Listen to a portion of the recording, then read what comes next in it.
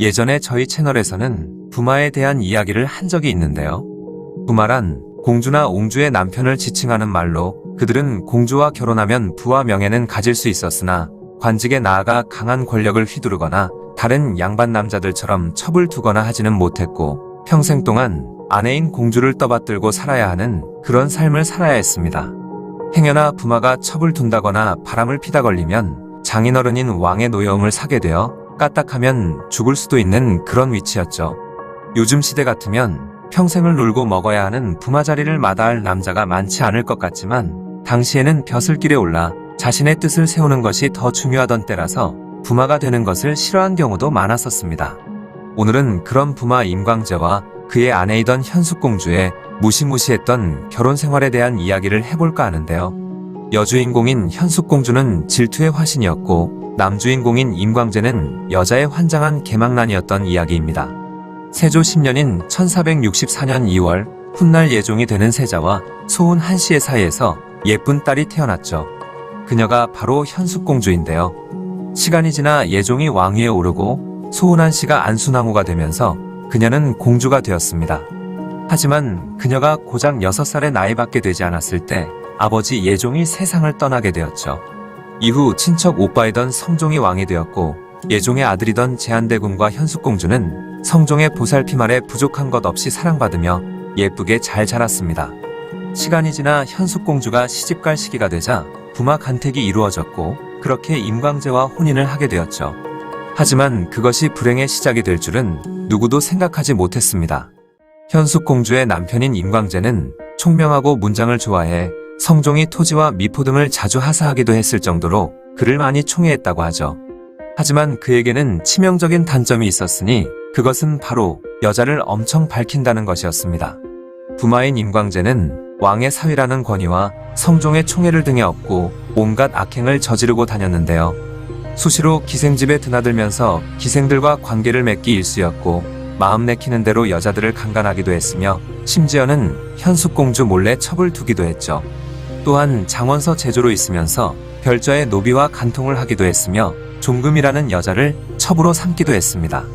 부마는 첩을 들일 수도 없고 바람만 피다 걸려도 목숨이 날아갈 수 있을 만큼 위험한 행위였지만 워낙 여자를 좋아하던 임광재는 현숙공주 몰래 계속해서 여자와 놀아났던 것이죠. 하지만 그만큼 현숙공주의 질투심도 상상을 초월했는데요. 어쩌다 여종이 미소 지으며 임광재와 대화를 하기만 해도 그 여종을 끌고 와 직접 몽둥이를 들고 죽기 직전까지 두들겨 패버리기도 했을 정도였죠. 그러다 보니 여종들은 현숙공주가 무서워 임광재와 대화하는 것조차 꺼려하며 그를 피해 다니기까지 했는데요. 그러니 당연히 둘 사이는 굉장히 좋지 못했으며 자식 또한 없었습니다. 하지만 꼬리가 길면 밟힌다고 결국 남편 임광재가 허구한 날 여자와 놀아나고 다니며 심지어 첩까지 열어두고 있다는 사실을 알게 된 현숙공주는 엄청난 분노에 사로잡히게 되는데요. 그러던 성종 25년인 1494년 어느 날 온 조정이 발칵 뒤집어지는 사건이 발생합니다. 바로 현숙공주의 여종인 청옥이 공주의 어머니이던 안순왕후를 찾아와 현숙공주의 유모 대의와 대의의 아들 이근수 그리고 고모였던 소비 이 셋이서 짜고 공주가 먹을 음식에 독을 타 그녀를 죽이려 했다는 것이죠. 이에 안순왕후와 성종은 그 즉시 용의자이던 대의, 이근수, 소비를 잡아들여 국문을 하기 시작했습니다. 그런데 살이 찢어지고 피가 터지는 지독한 고문 가했지만 그들의 입에서 자백은 나오지 않았죠. 절대 그런 일을 한 적이 없다며 무지막지한 고문에도 모든 혐의를 부인할 뿐이었습니다. 열받은 성종은 영의정 이극배 등에게 이 현숙공주 독살미수 사건에 대해 철저한 조사를 명령했죠. 그러자 용의자 3명을 비롯해 그 집에서 일하는 노비들이나 이 사건에 대해 알만한 자들을 모조리 잡아들이기 시작했고 총 50여 명에 달하는 수많은 사람들이 잡혀와 모진 고문을 당하기 시작했습니다. 몇 날 며칠 동안 잔인한 고문을 당하던 용의자 3명은 결국 버티지 못하고 세상을 떠났으며 그 외에도 10여 명에 달하는 사람이 목숨을 잃었죠.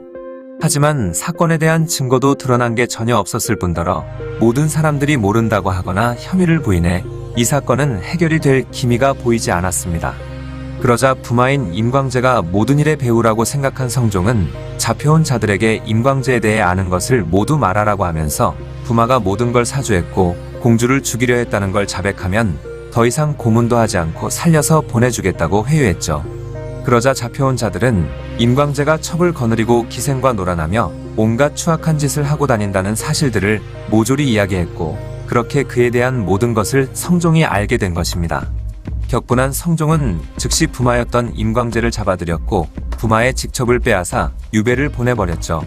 그리고 이 일은 질투가 심한 현숙공주와 이혼하고 싶어 했던 임광재가 유모와 보모 등을 회유했고, 그리고 나서 이 모든 사건이 발생되었다고 하면서 이 현숙공주 독살미수 사건은 일단락이 되었습니다. 하지만 여기서 엄청난 반전이 있는데요. 이렇게 마무리가 된 사건이 조선 왕조실록에는 다르게 기록이 된 것이죠.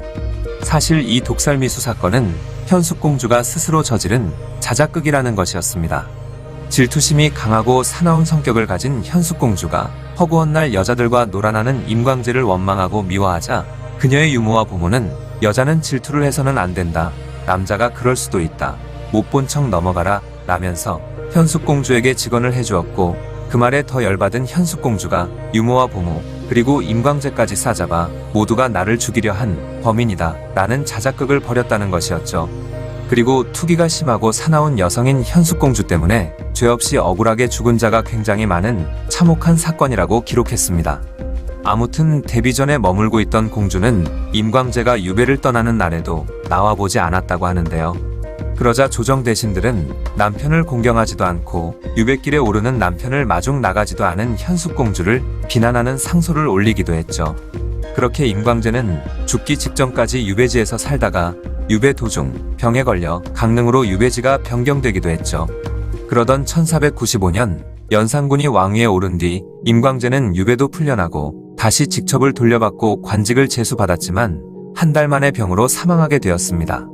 한편 현숙공주는 남편 임광재가 세상을 떠나고 나서 7년이 지난 1502년에 39세의 나이로 사망하고 말았죠.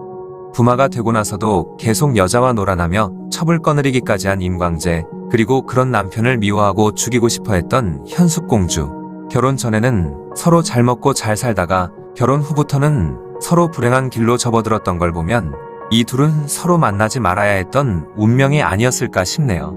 또 생각해보면 이혼이라는 건 꼭 필요한 것 같기도 합니다. 서로 안 맞으면 헤어지는 게 맞으니까요. 이혼만 가능했다면 현숙공주와 임광재 부부와 같은 비극은 일어나지 않았을 텐데 말이죠. 바람기 많던 남자와 질투심이 강한 여자가 만나 결국에는 불행하고 비극적인 결말이 되어버린 현숙공주 독살미수 사건에 대한 이야기였습니다. 지체 높은 왕족들의 경우 주변에서 워낙에 떠받들어주는 사람이 많다 보니 위아래도 모르는 개차반이 되는 경우를 많이 볼 수 있습니다.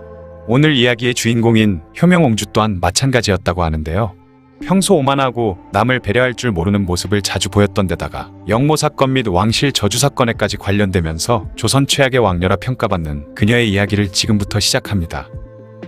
효명옹주는 1637년 조선의 16대 국왕인 인조와 조선 왕조의 대표적인 악녀 중 하나라 불리는 귀인조씨 사이의 딸로 태어났습니다.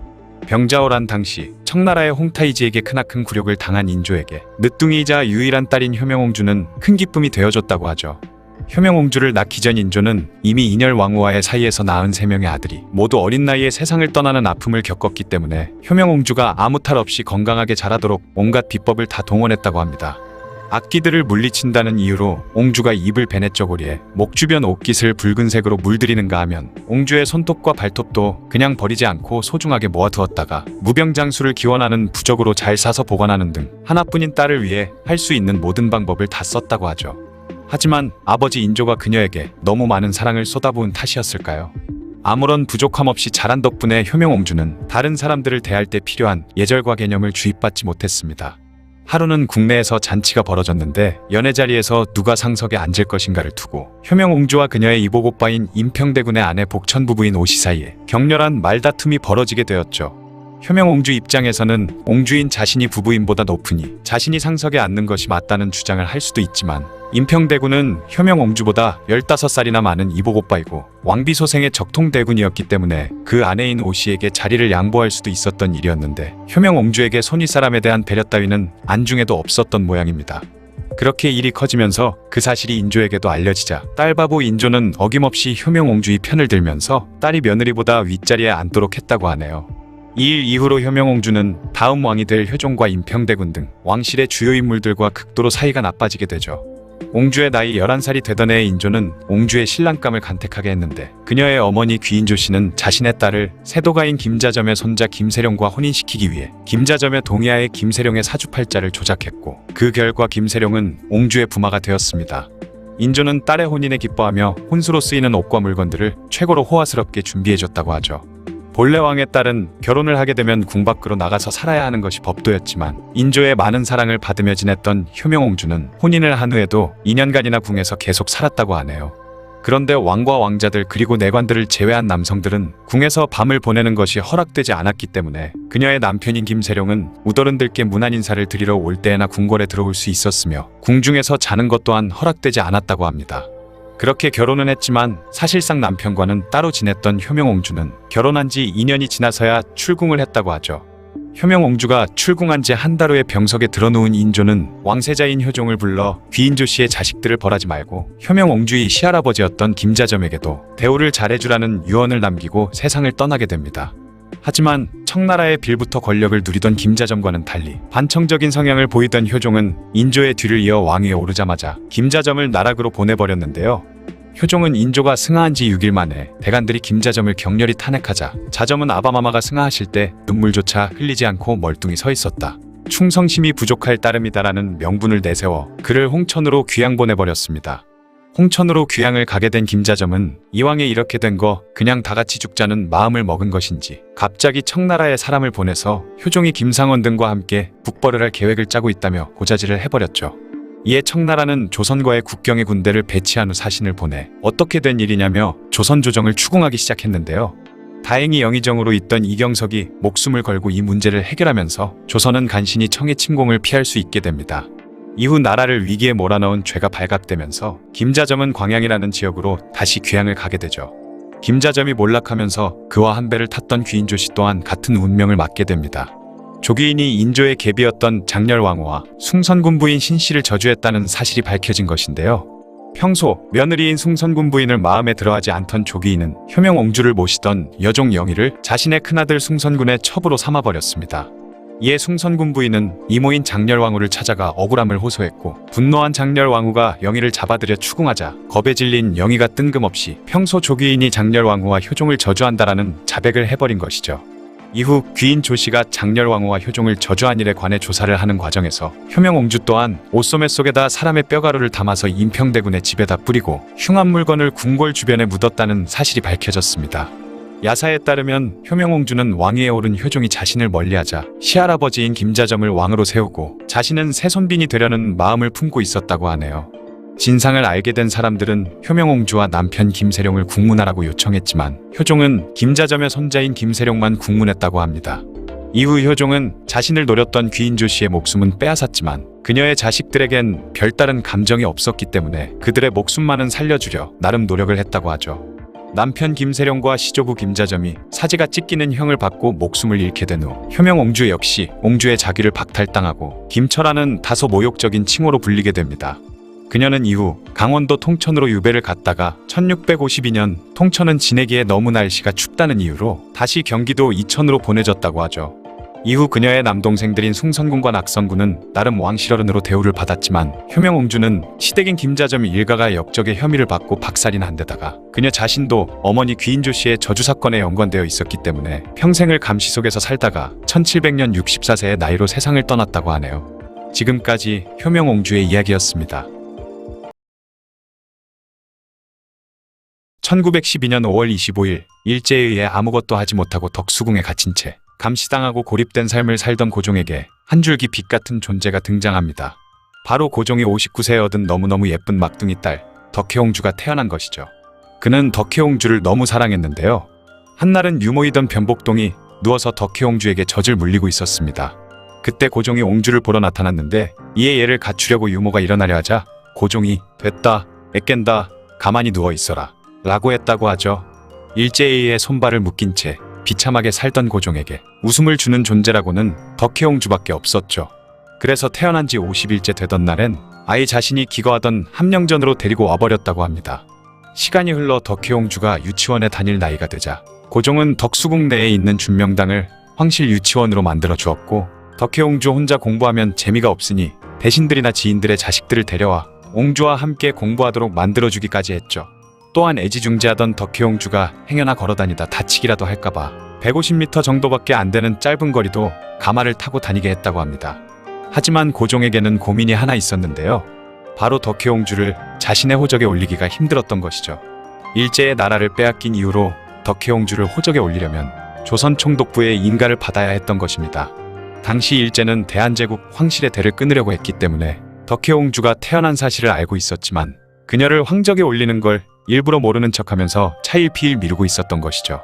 그러자 고종이 직접 데라우치 마사타케 총독을 덕수궁으로 초대했고, 덕수궁 유치원에서 놀고 있는 덕혜옹주를 그에게 보여주며 자신의 딸이라며 소개해 준 것이죠.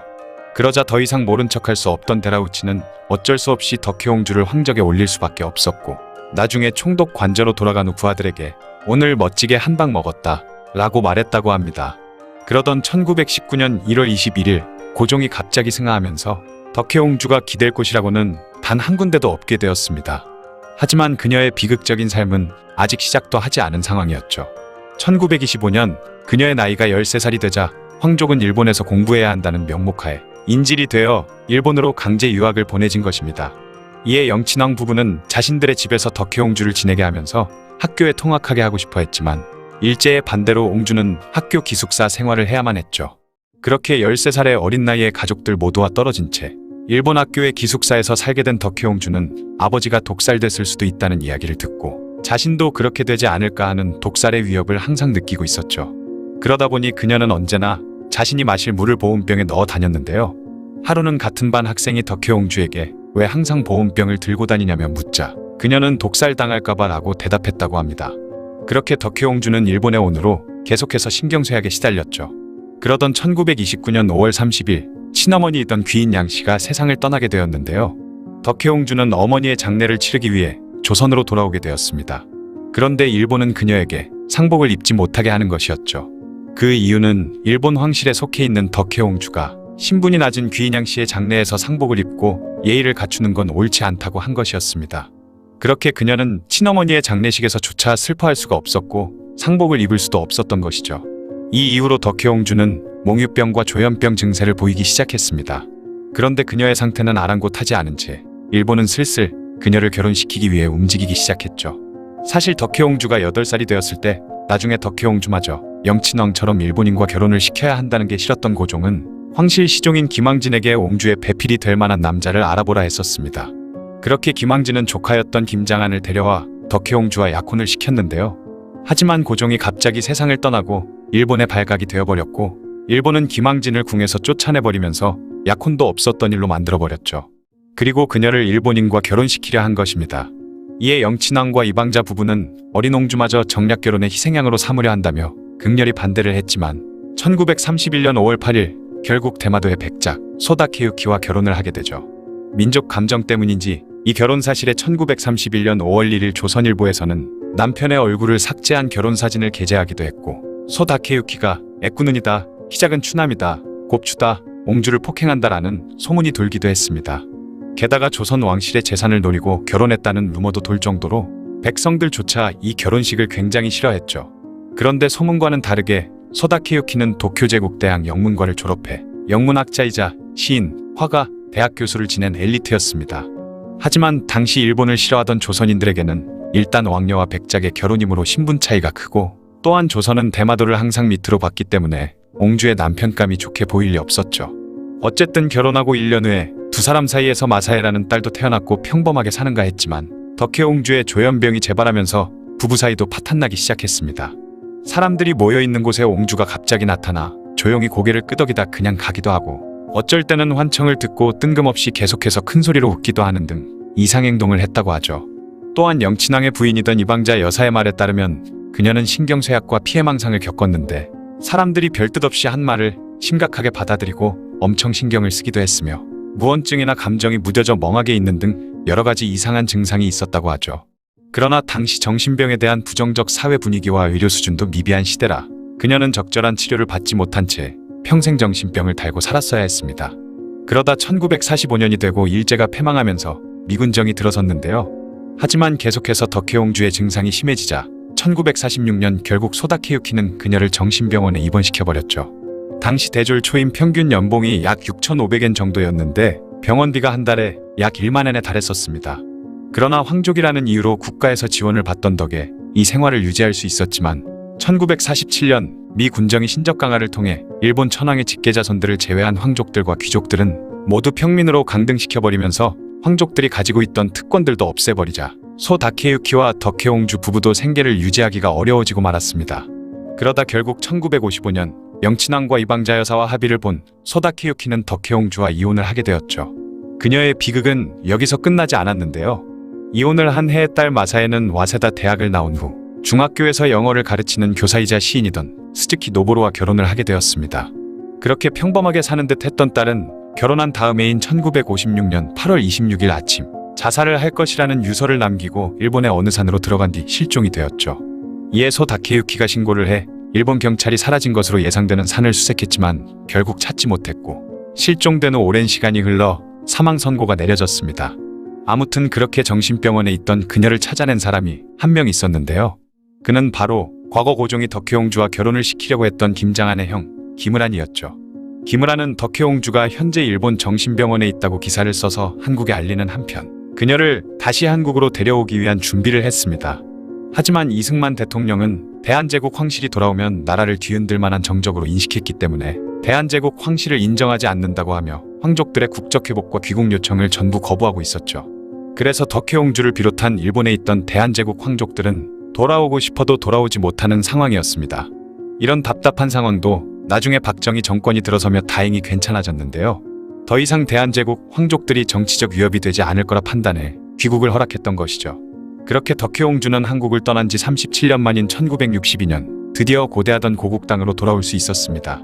창덕궁에서 순정효 왕후 윤씨가 보낸 상궁들과 친척들이 김포공항으로 마중을 나왔고 당시까지 살아있던 유모 변복동도 함께 그녀를 마중하러 나왔는데요.